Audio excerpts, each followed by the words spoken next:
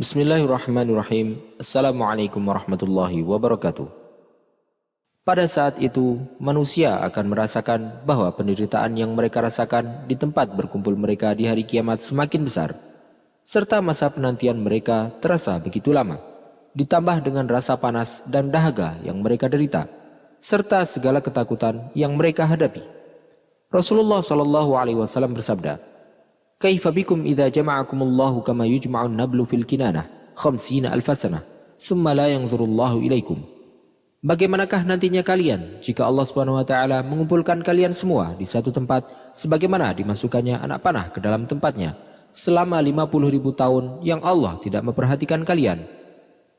Manusia pun kemudian mencari orang-orang yang memiliki kedudukan yang tinggi di sisi Allah agar mereka meminta kepadanya supaya penderitaan tersebut segera berakhir dan agar Allah Subhanahu wa taala datang untuk menetapkan keputusannya bagi hamba-hambanya.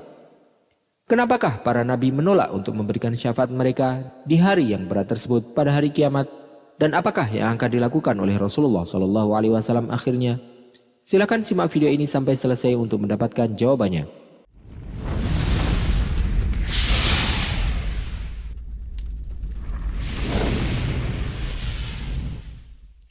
Imam Bukhari dan Muslim meriwayatkan dari Abu Hurairah radhiyallahu anhu bahwasanya Rasulullah SAW bersabda, "Ana sayyidul qaumi yaumal qiyamah. Hal tadruna bima?" Aku adalah pemimpin semua umat manusia di hari kiamat. Tahukah kalian bagaimana hal tersebut? Allah SWT akan mengumpulkan seluruh manusia dari yang pertama hingga yang terakhir di satu tempat yang sama. Setiap orang akan dapat melihat semua orang yang lainnya dan juga mendengar perkataan mereka. Matahari pun mendekat di atas kepala. Sebagian orang kemudian berkata, "Tidakkah kalian lihat siksaan yang kalian dapatkan? Dan kenapa kalian tidak mencari orang yang dapat memberikan pertolongan bagi kalian dengan meminta kepada Tuhan?" Orang-orang pun kemudian berkata, "Mari kita datangi ayah kita, Adam." Mereka kemudian mendatanginya dan berkata, "Wahai Adam, engkau adalah ayah seluruh umat manusia. Allah SWT menciptakanmu dengan tangannya dan meniupkan ruh dalam dirimu. Allah SWT juga memerintahkan kepada para malaikat untuk bersujud kepadamu. Dia juga telah menempatkanmu di surga. Maukah engkau untuk menolong kami dengan meminta kepada Rabb-Mu? Tidakkah kau lihat kesusahan yang kita rasakan saat ini?" Nabi Adam berkata, "Allah telah murka dengan kemurkaan yang tidak pernah ada sebelumnya dan juga setelahnya. Dulu Allah telah melarangku untuk mendekati sebuah pohon, tapi aku justru melanggarnya. Aku pun perlu untuk menyelamatkan diriku. Pergilah dan cari orang lain. Temuilah Nuh."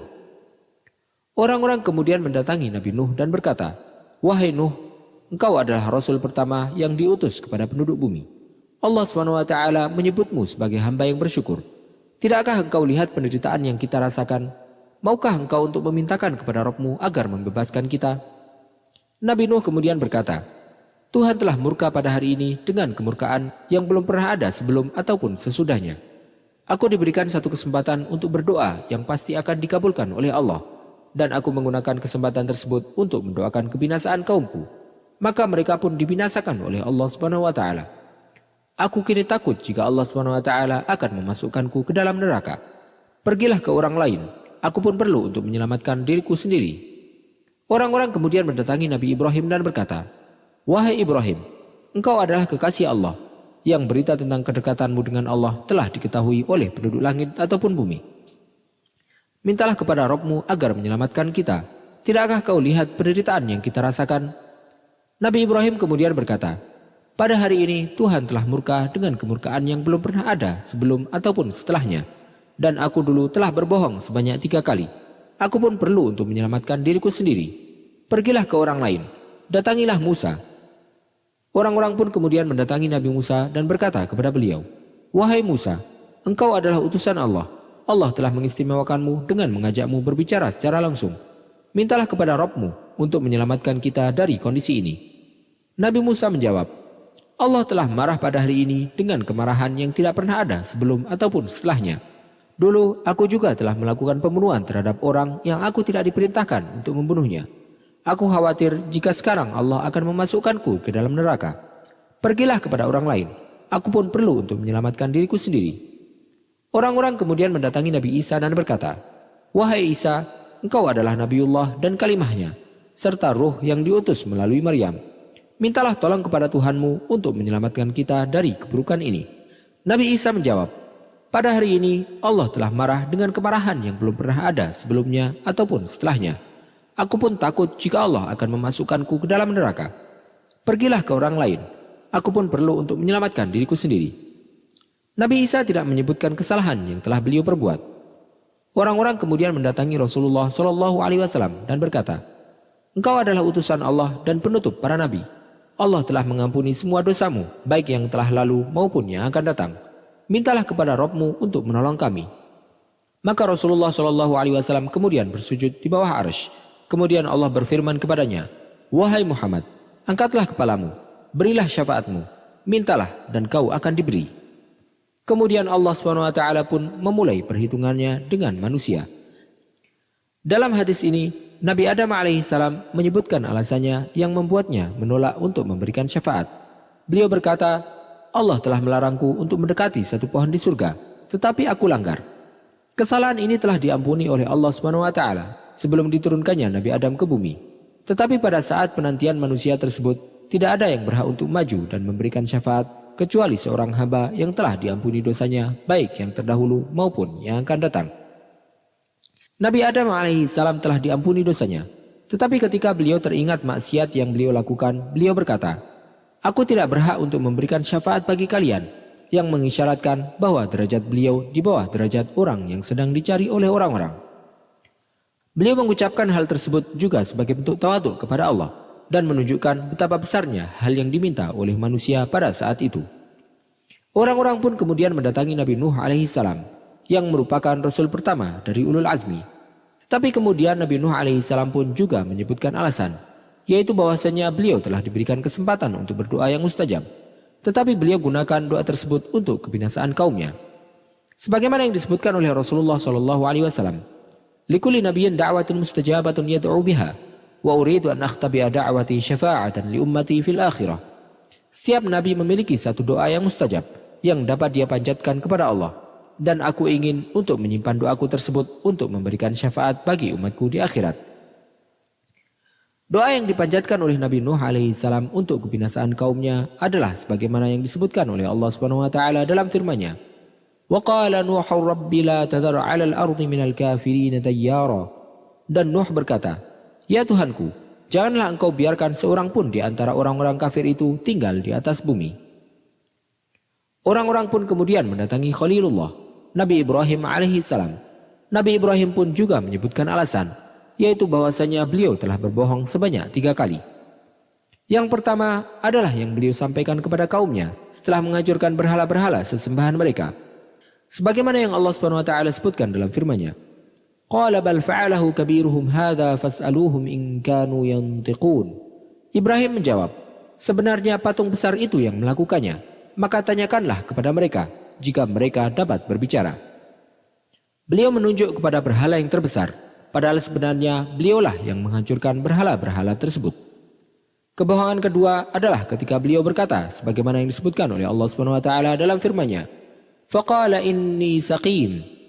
Kemudian Ibrahim berkata, sesungguhnya aku sakit.